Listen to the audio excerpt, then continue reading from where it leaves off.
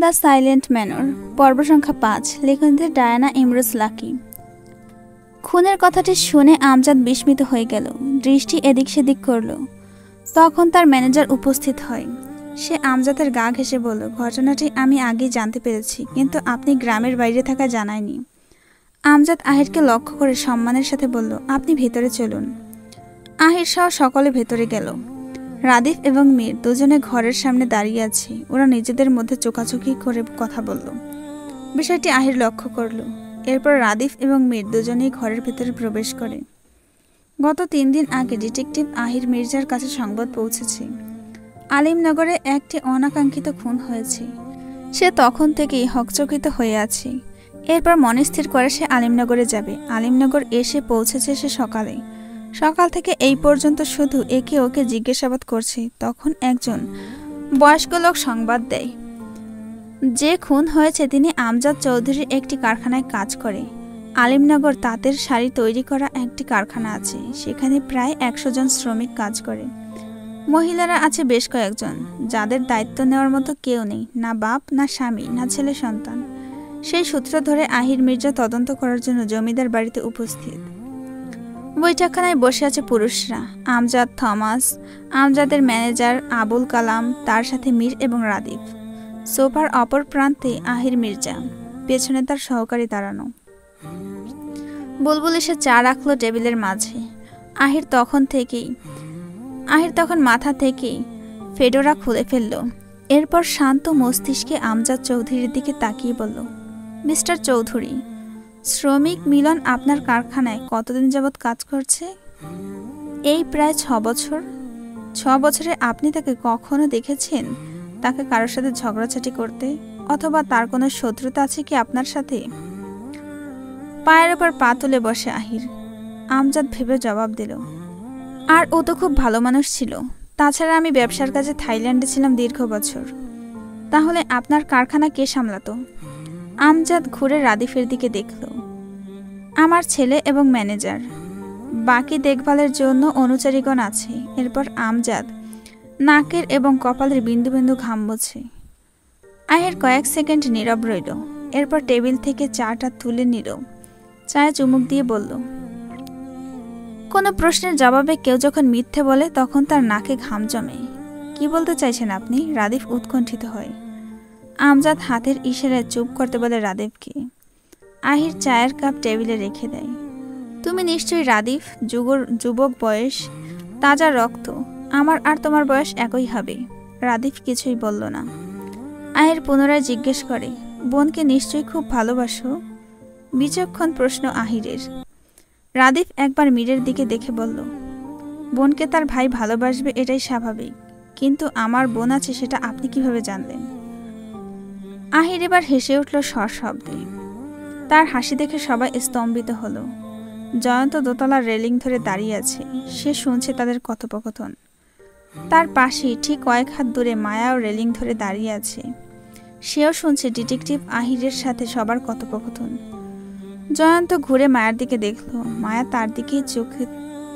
তার দিকেই তাকিয়েছিল, চোখে চোখ মিলল। আহির হাসি থামায়। হাসলেন কেন? মীর প্রশ্ন করল।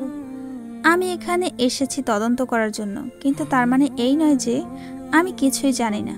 আপনাদের সমস্ত তথ্য আমার কাছে আছে। থেমে গেল আহির।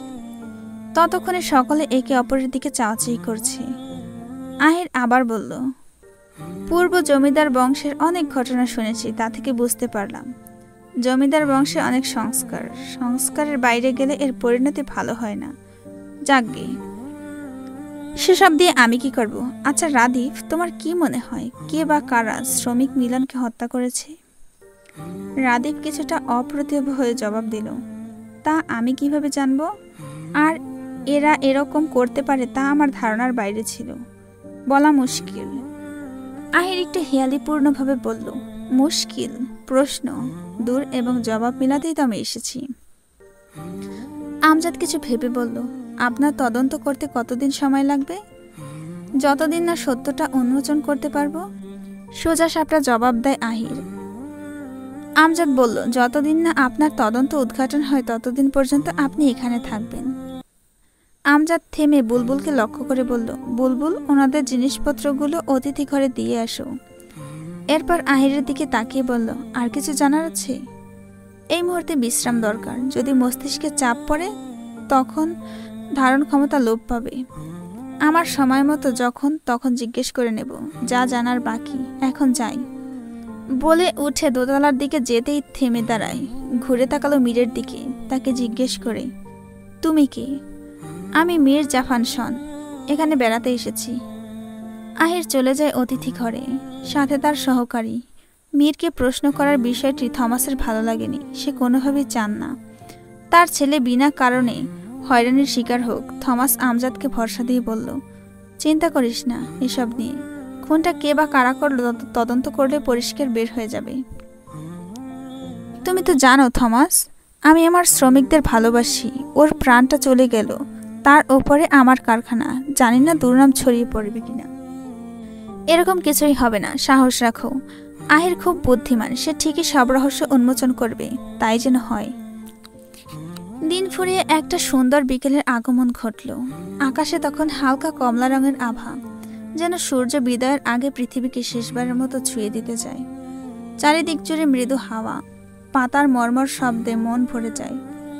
দূরে কোনো নাম না জানা পাখি ডাকছে, ডানা ঝাপটাচ্ছে, যেন দিনের শেষে সেও ঘরে ফিরছে।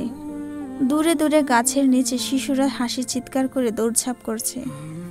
মাঠের ধারে কয়েকজন কৃষক ক্লান্ত শরীর নিয়ে বসে বিশ্রাম নিচ্ছে। কারোর হাতে চায়ের কাপ, কারোর ঠোঁটে তৃপ্তি। পুকুরের জলে সূর্যের শেষ আলো ঝলমল করছে, জলটা যেন সোনায় মিশে গেছে। বাতাসে এক ধরনের শান্তি, মাটির গন্ধে এক অদ্ভুত প্রশান্তি। সব মিলিয়ে বিকেলটা এমন যে মনে হয় পৃথিবী যেন একটু থেমে গিয়েছে, একটু নিঃশব্দে বলছে, আজকের দিনটা সত্যিই সুন্দর। কিন্তু মায়ার ফের বলতে ইচ্ছে করছে, না, দিনটা সুন্দর নয়, বরং নিজেকে বিষিয়ে তোলার মতো একটা দিন। মায়া বাড়ির বাগানে বসে আছে। সকালে হঠাৎ তার বিয়ের আলোচনা করেছে সকলে। সবার অভিব্যক্তি দেখে তখন বোঝা গিয়েছে সবাই রাজি। আর মীর যেন একটু বেশিই খুশি। কিন্তু সে এখন বিয়ের জন্য প্রস্তুত নয়। তার থেকেও বড় বিষয়, সে মীরকে ভালোবেসে ফেলেছে। কিন্তু এটা কাউকে বলতেও পারছে না। মীর বোধহয় তাকে ভালোবাসে না, সেটাও মায়া বুঝতে পেরেছে। সে বড্ড বিষণ্ণ। একটা মৃদু বাতাস আসে, তার চুল উড়িয়ে দেয়। দূর থেকে পায়ের শব্দ এলো, হয়তো তৃষ্ণা আসছে ডাকতে। কিন্তু মায়া উঠল না। বাগানের নিস্তব্ধতার ভেতরে সে নিজের সাথেই কথা বলছিল, নিজের ভবিষ্যতের সঙ্গে এক অদৃশ্য লড়াই। মায়ার পাশের চেয়ারে বসে পড়ে মীর। মীরের পরনে পাঞ্জাবি, সাদা পাঞ্জাবিতে মীরকে খুব সুদর্শন দেখায়। এটা বলেছে শালুক। তার উপরে একটা শাল পেঁচিয়েছে।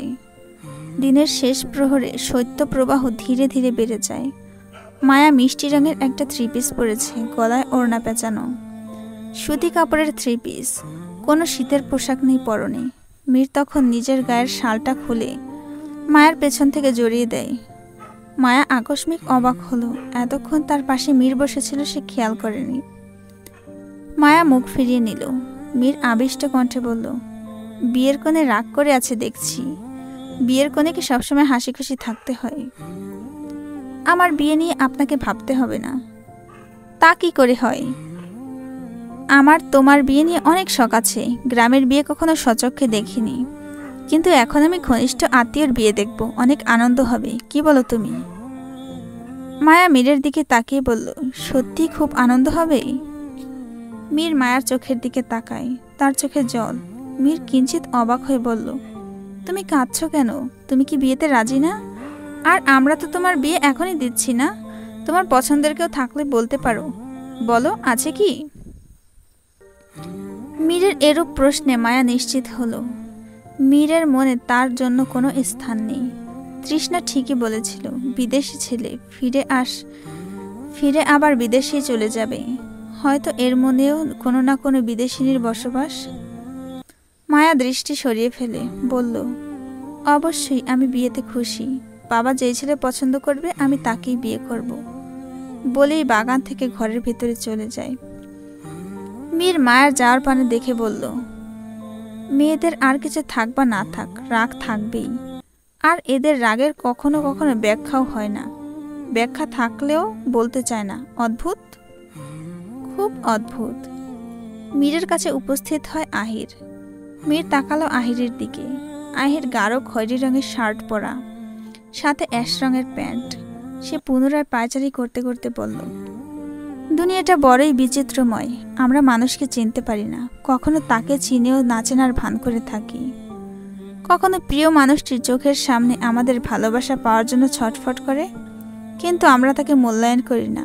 আর যখন সেই মানুষটা আমাদের থেকে দূরে চলে যায়, তখন আমরা আত্মচিৎকার করি, কিন্তু মানুষটি আর ফিরে আসে না। মীর দাঁড়িয়ে বলল, আমাকে এসব শোনাচ্ছেন কেন? তুই আমাকে তুই সম্বোধন কর, আমি তার পাশাপাশি বয়সের।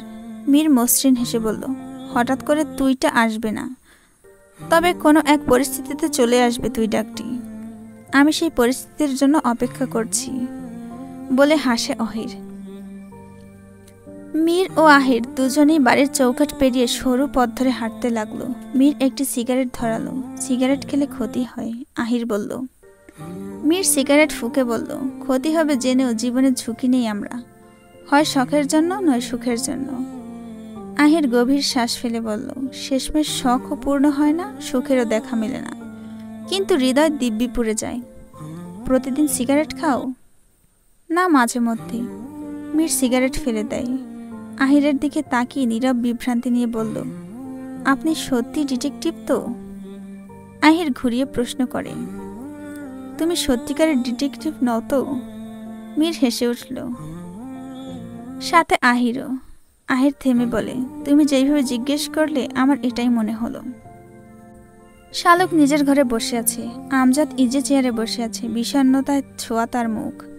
শালক তার পেছনে গিয়ে দাঁড়ালো, মাথার কাপড় টেনে বেশ নতজন হয়ে বলল, আপনার কারখানায় অনাকাঙ্ক্ষিতভাবে একজনের খুন হয়েছে, এটি নিয়ে আপনি চিন্তিত আমি বুঝতে পেরেছি। এতটুকু বলে থামল শালক। আমজাদ নিরুত্তর। শালক আমজাদের সম্মুখীন হয়ে পুনরায় বলল, শুনেছি সকালে মা মায়ার বিয়ের কথা বলছিল, আপনি এখনই ওর বিয়ে দিতে চাচ্ছেন? হ্যাঁ, চারিদিকে যা হচ্ছে তাতে বিয়েটা এখনই সেরে ফেলা ভালো। ও বরাবরই চঞ্চল, সুপাত্রের হাতে তুলে দিয়ে দূরে পাঠিয়ে দিলে একটু শান্তি পাবো এই ভেবে যে কোনো হয়রানির আতঙ্ক ওকে ছুঁতে পারবে না আর। শালক বলল, কিন্তু বাড়িতে যে গোয়েন্দা আছে। গোয়েন্দার কাজ করবে, এমন সময় একজন গোয়েন্দা বাড়িতে থাকা খুব ভালো, আর মিলনের খুনের রহস্যটাও বের হবে। আচ্ছা, আপনার কি মনে হয় ওকে কে মারতে পারে আর কি কারণে? বুঝতে পারছি না, অত শান্তশিষ্ট ছেলে, তবে এরকম কে করলো জানি না। হবে হয়তো কোনো কারণ ছাড়া তো আর কিছু হয় না। শালক নিশ্চুপ থেকে বলল, আমি যাই, সন্ধ্যা হয়েছে, অতিথিদের জন্য কিছু তৈরি করতে হবে। বলে যেতেই আমজাদ সুরেলা কণ্ঠে ডাকতো শালুককে, গিন্নি, একখান কথা শুই না যাও। শালুক হঠাৎ থ হয়ে দাঁড়িয়ে পড়ল, লজ্জায় পড়ল যেন। আমজাদ বসা থেকে উঠে দাঁড়ালো, শালুকের দিকে এগিয়ে গিয়ে নিজের দিকে ঘুরিয়ে নিল। কি করছেন আপনি? এই বয়সেও আপনার রসিকতা যায়নি? আমজাদ মৃদু হাসল। শোনো গিন্নি, নিজের স্ত্রীর সাথে এরকম নিস্তব্ধ সন্ধ্যায় যদি একটু ভাব করা যায়, তবে এটা কিন্তু সুন্নাতের কাতারে পড়বে, প্রথমত। দ্বিতীয়ত, নিজের স্ত্রীকে বুকে টেনে নিলে হৃদস্পন্দন বেড়ে যায়, ফলে রক্ত সঞ্চালন বেড়ে যায়, মন সতেজ থাকে। আসো দেখি, বুকে আসো। শালুক আমজাদের থেকে দূরে সরিয়ে দিয়ে বলল, আপনার বয়স হয়েছে সংখ্যায়, মনের বয়স এখনো 30। আমি যাই, কাজ করি। বলেই শালুক ঘরের বাইরে বের হয়ে যায়। আমজাদ তখন বলল, গিন্নি, দূরে ঠেলে দিলে, তুমি জানো না তোমায় কতটা ভালোবাসি। তুমি যদি আমার হৃদয়টা চাইতে, আমি বিনা দ্বিধায় দিয়ে দিতাম, টাকার বিনিময়ে নয়, শুধু একটু ভালোবাসার বিনিময়ে। শালুক মুখে কাপড় দিয়ে চাপাসরে হেসে চলে যায়। অন্যদিকে আমজাদ হাসল। আমজাদ বরাবরই একজন জ্ঞানী মানুষ। তিনি কখনোই চান না তার জন্য কেউ কষ্ট পাক, কেউ চিন্তা করুক। কেউ না কেউ আমাদের জন্য অপেক্ষা করে, তার সাথে একটু ভালোভাবে হেসে খেলে কথা বলবে, এটা অনেকেই চায়। তার মধ্যে একটু বেশি চায় যেন নিজের স্ত্রী। একজন বিবাহিত নারী যদি স্বামীর কাছ থেকে অভাব অনুভব করে, তবে গোটা দুনিয়ায় তার কাছে শূন্য মনে হবে। একজন বিশ্বস্ত জীবনসঙ্গী পাওয়া ভাগ্যের ব্যাপার, সবাই পায় না, কখনো কেউ পেয়েও হারিয়ে ফেলে। তখন আমজাদের গোমরা মুখ দেখে রীতিমতো শালুকও চুপসে যায়। যা বুঝতে পারে আমজাদ, তার ভালো লাগেনি শালুকের গোমরা মুখ। তাই সে নিজের স্ত্রী, নিজের সন্তানের জননীর মুখে একটু হাসি ফোটানোর চেষ্টা করলেন। কোনো স্বামী যদি ঘুম থেকে উঠে নিজের স্ত্রীর কপালে চুমু খেয়ে বলে, আজকের দিনটা আমার ভালো কাটবে, কেননা ঘুম থেকে উঠেই যে সর্বপ্রথম তোমার মুখ দেখেছি, বিশ্বাস করুন এতে স্বামীর দিনটা ভালো কাটুক বা না কাটুক, একজন স্ত্রীর সারা দিনটা ভালো কেটে যায়। সন্ধ্যা হয়ে এলো। আহির এবং মীর হাঁটতে হাঁটতে অনেকটা দূর চলে যায়। একটা টং দোকানের সামনে দুজন বসে, কিছু লোক চা খাচ্ছে। মীর 2 কাপ চা চাইল, দোকানে চা বানিয়ে দেয়, 2 কাপ রং চা। আহির চায়ে চুমুক দিল। মীর বলল, আপনি বিয়ে করেছেন? না। কেন? ভালোবাসিনি কাউকে কখনো। তাহলে পারিবারিকভাবে বিয়েটা করে নিন। বিয়ে না করলে তো জীবনটা অসম্পূর্ণ থেকে যাবে, এত টাকা পয়সা খ্যাতি নিয়ে কি হবে? আহির হাসে, তার হাসিতে লুকিয়ে রহস্য। মনের মতো মেয়ে পেয়ে গেলে দেখব। এই গ্রামে অনেক সুন্দরী মেয়ে আছে, কাউকে পছন্দ হলে বলবেন, আমি ঘটক পাঠাবো। বলা শেষে দুজনেই হাসে। চা শেষ করলো। মীর দোকানিকে টাকা পরিশোধ করলো, এরপর বাড়ির উদ্দেশ্যে রওনা হয়। মীর তাড়া দিল, দ্রুত যেতে হবে, একটা বাহন হলে ভালো হতো। বলেই আশপাশে তাকালো মীর। কোথায় যাবে? আমি আর রাদিফ একটু বের হব দরকারি কাজে, আপনাকে পরে বলবো। এরপর একটি ঘোড়ার গাড়ি চোখে পড়ে, জমিদার বাড়ির রাস্তার দিকেই যাচ্ছে। মীর দাঁড় করিয়ে দেয়। সারথি বলল, সাহেব, একজন মাইয়া মানুষ আছে, ওর মধ্যে আপনাদের নিলে ওর অসুবিধা হইতে পারে। মীর জানে এখানে মেয়েদের অনেক মূল্যায়ন করা হয়, মেয়েটির অসম্মান হলে তার দায় আমজাদ চৌধুরীকেই নিতে হবে। মীর সারথিকে যেতে বলতে চাইল, কিন্তু আহির ওকে আটকে বলল, তারা আছে, যেতে হবে, ওর কোনো অসুবিধা হবে না। বলেই মীরের হাত ধরে ঘোড়ার গাড়িতে উঠে বসে। সারথি তার পথে চলতে থাকে। আহির ভেতরে বসা, মীর সামনের দিকে। একটি হারিকেন জ্বলছে। আহির দৃষ্টি সংযত রাখল কিছুক্ষণ, এরপর হঠাৎ করে তার সামনে বসা মেয়েটির দিকে তার দৃষ্টি পড়ে। হারিকেনের আলোয় সোনালি নাক এবং ঠোঁট দেখা যাচ্ছে ওর। মাথায় ওড়না টেনে দেওয়া মেয়েটির, নাক অব্দি ঝুলছে ওড়নার খণ্ড, হাতে ঔষধ জাতীয় কিছু। এখানকার সাধারণ মেয়েরা এভাবেই চলাফেরা করে। মেয়েটি সংকুচিত হয়ে হাত পা করে রাখল। তা দেখে আহির বলল, ভয় পাবেন না, আপনার কোনো ক্ষতি করব না আমরা। জমিদার বাড়ির সামনে পৌঁছে যায় তারা। মীর এবং আহির নেমে দাঁড়ায়। আহির সারথিকে পাওয়া বুঝিয়ে দিয়ে সেই সাথে জিজ্ঞেস করলো, মেয়েটিকে কোথায় নামাবে? সামনের 2টা মোড়ের পরেই। আচ্ছা, সাবধানে নিয়ে যেও, ওর পাওনা কিন্তু তোমাকে দিয়ে দিয়েছি, মেয়ে মানুষ, ওর সাথে আবার কোনো কথা বলো না। সারথি চলে যায়। আহির দেখল মেয়েটি মাথা উঁচু করে ওড়নার আড়াল থেকে তাদের দিকে তাকিয়ে আছে। মীরের ঘরটা হাট করে খোলা। মায়া একবার সেদিকে উকি দিয়ে দেখছে, মীর নেই। তখনই দেখে মীর আসছে তার ঘরের দিকে। মায়া সরে যায়। মীর তার ঘরে প্রবেশ করে দরজাটা লাগিয়ে দেয়। মায়া জানালার ফাঁক দিয়ে দেখল মীর কিছু লিখছে, বেশ মনোযোগ দিয়ে। লেখাটা শেষ করে নিজেই একবার পড়ল, সাথে একরাশ নিঃশব্দ হাসি। নিশ্চয়ই চিরকুট। মায়ার কাছে তখন শেফালি উপস্থিত হয়। মায়া ইশারায় শেফালিকে চুপ করে থাকতে বলে। মীর চিরকুটটি পাঞ্জাবের পকেটে রাখল, এরপর ঘর থেকে বের হয়ে রাদিফের ঘরের দিকে হাত লাগালো। মায়া ও শেফালি আড়ালে লুকিয়ে পড়ে। এরপর দুজনে কৌশলে মীরকে অনুসরণ করে মীর রাদিফের ঘরে চলে গেল। রাদিফ ঘরে বসে কিছু কাগজপত্র নিয়ে ঘাটাঘাটি করছিল। মীর তার ঘরে প্রবেশ করে, দরজা পুরোপুরি লাগায়নি, হাট করে খোলা। মায়া সাহস করে রাদিফের ঘরে ঢুকতে পারল না। কিন্তু মীর কি লিখেছে এটা যে তার জানতেই হবে, কিন্তু কিভাবে? মায়ের মাথায় তখন চট করে বুদ্ধি আসলো। শেফালিকে মায়া বলল, তুই ভাইয়ার ঘরে যা, ঘর মোছার কথা বলে ঘর মুছতে শুরু করবি, আর তার কথা শুনবি কি বলছে তারা। শেফালি বলল, ভাইয়া যদি বুঝতে পারে আমার কিছু কয়, বললে শুনবি। বলেই মায়া শেফালিকে ধাক্কা দিয়ে রাদিফের ঘরে পাঠিয়ে দেয়। রাদিফ এবং মীরের মাঝে হঠাৎ শেফালি উপস্থিত হওয়ায় তারা কিছুটা স্তম্ভিত হয়। রাদিফ কিছু বলার আগেই শেফালি হাসতে হাসতে বলল, দাদা বাবু, ছোট মালকিন কইছে আপনার ঘরে নাকি ময়লা পড়ছে, তাই আমারে মুছতে পাঠাইছে। বলার শেষেই নিচে বসে নিজের ওড়না দিয়ে ঘর মোছা শুরু করে। রাদিফ কিছু বলতে চাইলে মীর বাধা দিয়ে বলল, বারান্দায় চল। রাদিফকে নিয়ে মীর বলল, আমি মোহিনীর জন্য একটা চিঠি লিখেছি, চল দিয়ে আসি। কিন্তু রাদিফ নাকচ করল। মীর তখন বেশ জোরাজুরি করে রাদিফকে। এরপর রাদীপ মোহিনীদের বাড়ির উদ্দেশ্যে যেতে রাজি হয়। ব্যর্থ শেফালি। তারা কথা বলার জন্য বারান্দায় গেলে শেফালি ঠিকঠাক করে শুনতে পায়নি কি বলছে, শুধু দেখেছে মীর রাদীপকে জোরাজুরি করছে। এরপর রাদীপ ও মীর ঘর থেকে বেরিয়ে যায়। শেফালি মায়ার কাছে উপস্থিত হয়। মায়া বেশ উদ্বিগ্ন হয়ে বলল, কি বলেছে তারা? আমি যাওয়াতে ওনারা বারান্দায় গিয়ে কথা কইছে। আমি ঠিকমতো কিছু শুনি নাই, তবে এইটা বুঝতে পারছি ওই মীরবাবু রাদীপ বাবুরে অনেক জোরাজুরি করছে। মায়া এমন কথা শুনে বলল, চল আজ ওদের পিছু নেব, দেখবো ওরা কোথায় যায়। কিন্তু বাড়ির কেউ যদি টের পায়, কেউ কিছু বুঝতে পারবে না, চল। ঘরের বাইরে গাড়ি রাখা। আজ আর অশ্ব নিয়ে তারা বের হয়নি, গাড়ি নিয়ে বের হয়। মীর ড্রাইভিং সিটে, রাদীপ পাশে। তারা বাড়ির চৌকাঠ পেরিয়ে চলে যায়। তাদের পিছনে মায়া ও শেফালি। তারা অশ্ব নিয়ে বের হয়। শেফালি প্রথমবার অশ্বের পিঠে চেপেছে, খুব ভয় পায় সে, কিন্তু মায়া খুব জোর করল। এরপর তারাও চলে যায় বাড়ির চৌকাঠ পেরিয়ে। বিষয়টি লক্ষ্য করে আহির মির্জা। বাড়ির সামনে বসা ছিল সে, সিগারেট টানছিল। যত দ্রুত সম্ভব মিলনের কেসটি সমাধান করতে হবে, এরপর শহরে ফিরতে হবে। কিন্তু কেসটি তার কাছে একটু জটিল মনে হলো। অন্যান্য কেসের তুলনায় মিলনের হত্যাকাণ্ডের বিষয়টিকে ঘিরে এখন পর্যন্ত সে জমিদার বাড়ির লোকদেরই সন্দেহ করছে, কিন্তু কতটুকু তার সন্দেহ সঠিক তা যে জানতে হবে। সিগারেট ফেলে দেয়। এরপর তার গাড়ি নিয়ে বের হয় রাদীপ এবং মীরকে অনুসরণ করার জন্য। তখন মীর বলেছিল একটা দরকারি কাজ আছে, কিন্তু কি জিজ্ঞেস করলে উত্তর মেলেনি। আহিরের সন্দেহ হয় আব্দুল মোতালেব হোসেন আজ বাড়িতে নেই, শহরে গিয়েছেন কাজের জন্য। যাওয়ার আগে বারবার মোহনীকে বলেছে, যতদিন আমি না ফিরবো ততদিন ঘরের বাইরে বের হবে না, কুঠুরি পর্যন্ত যাবে না।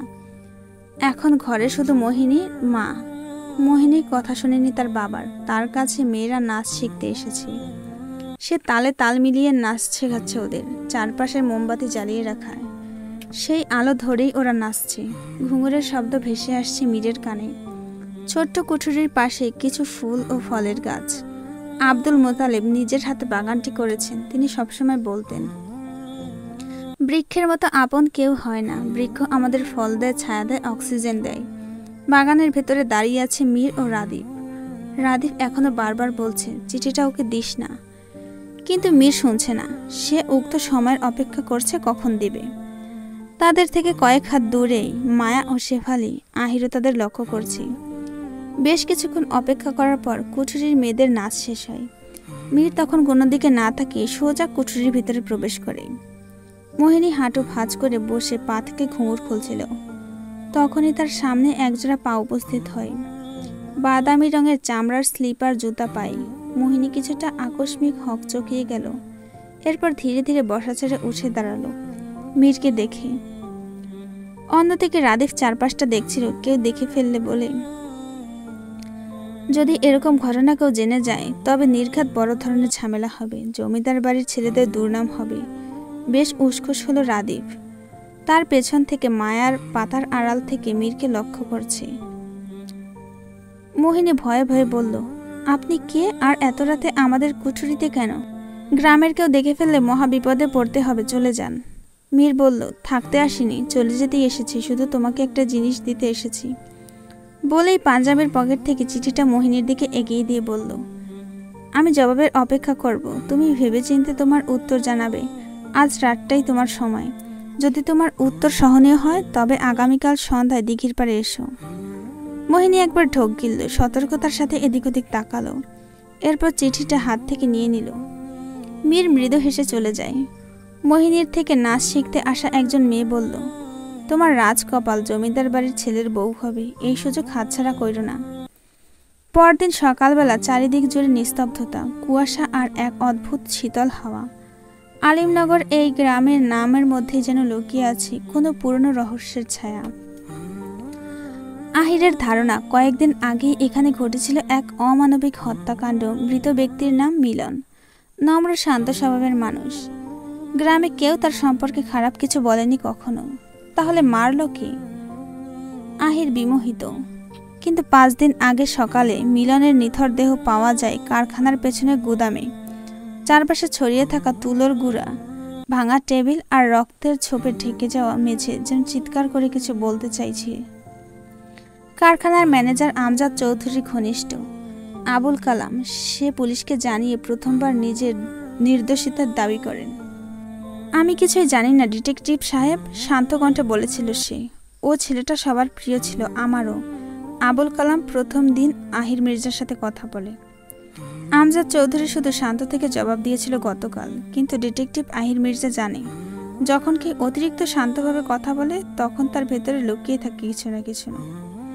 আজ সকালে আহির মির্জা বেরিয়েছে গ্রামের লোকজনের সাথে কথা বলতে। পশ্চিমপাড়া মিলনের ঘর, চায়ের দোকান, সবখানে যাচ্ছে সে। প্রত্যেকের চোখে তিনি খুঁজছেন ভয়, দ্বিধা কিংবা সত্যের ঝিলিক। আহির তার গাড়ি নিয়ে কাপড়ের কারখানার কাছে একটা চায়ের দোকানে উপস্থিত হয়। গাড়ি থেকে নেমে চারিদিকে তাকালো, সাথে তার সহকারী। চায়ের দোকানে এসে চা চাইল। দোকানি এক বৃদ্ধ চা বানিয়ে দিল দোকানি, আহির হাতে নিল। এরপর দোকানিকে জিজ্ঞেস করলো, আচ্ছা চাচা, জমিদারের কাপড় কারখানার শ্রমিক মিলন যে খুনটা হলো, এই ব্যাপারে আপনি কিছু বলতে পারেন? দোকানি ধীরে বলল, বাবু, মিলন ভালো মানুষ ছিল, কিন্তু শেষ কয়দিন ও কই যাইতো কেডা জানে। চুপচাপ ছিল, যেন কাইন্ডা কিছু ভাবতো। আর কইতো, চাচা যদি মইরা টইরা যায় তবে দাবি রাইখো না, আগে যেন মৃত্যুর সংবাদ পাইছিল। দোকানে দুঃখ প্রকাশ করে। আহির মির্জা চুপ করে থাকলো, তার চোখ স্থির। দূরে কোথাও যেন তিনি একটা সূত্র দেখতে পাচ্ছেন। সম্ভবত এই গ্রামের নিস্তব্ধতার ভেতরে লুকিয়ে আছে সেই উত্তর।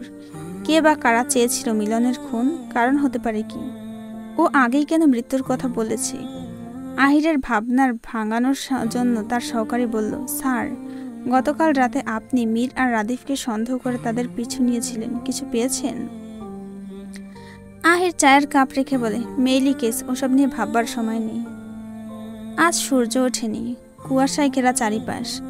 গতকাল রাতে গুরুত্বপূর্ণ কাজ করেছিল যেন মীর, চিঠি সঠিক জায়গায় পৌঁছানোর কাজ। রাতের সময় মতো ঘুমাতে পারেনি, এখন বেঘরে ঘুমাচ্ছে। রাদীপ সকাল সকাল উঠে আমজাদ এবং থমাসের সাথে মিলনদের বাড়িতে গিয়েছে। মীরকে ডেকেছিল, যায়নি।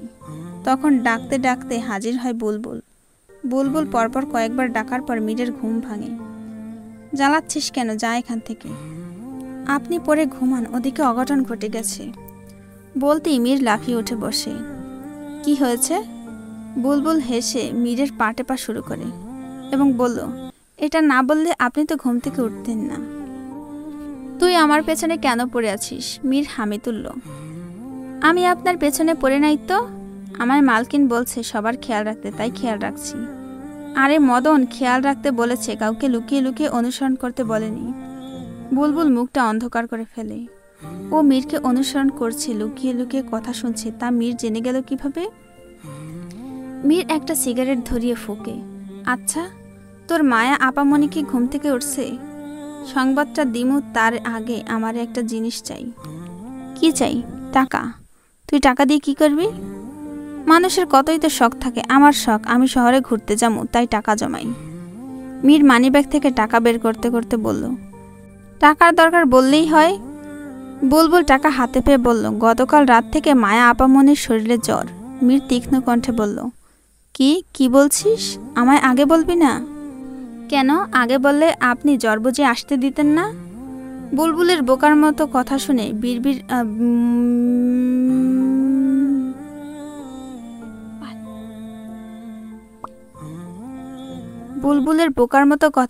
মীর বিড়বিড় করে বলে, গাধা একটা।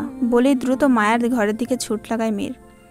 মায়া শয্যাশায়ী, গায়ে কম্বল জড়ানো, শেফালি পাশে বসে আছে, শালুক এবং জয়ন্ত পাশে বসা। শালুক তার মাথার জ্বর কমানোর জন্য ঠান্ডা পট্টি দিচ্ছে। পাশের টেবিলে গরম দুধ রাখা। মীর মায়ার ঘরে প্রবেশ করে। মীরকে দেখেই শেফালি বসা ছেড়ে উঠে দাঁড়ায়। জয়ন্ত ভুরুকুঞ্চিত করে তাকালো। শালুক মীরকে দেখে বলল, দেখ, হঠাৎ করে মেয়েটার জ্বর বাঁধিয়েছে। পই পই করে বলছি, ঠান্ডায় বাইরে ঘোরাঘুরি করবি না। কে শোনে কার কথা? ওকে কিছু খাইয়েছ?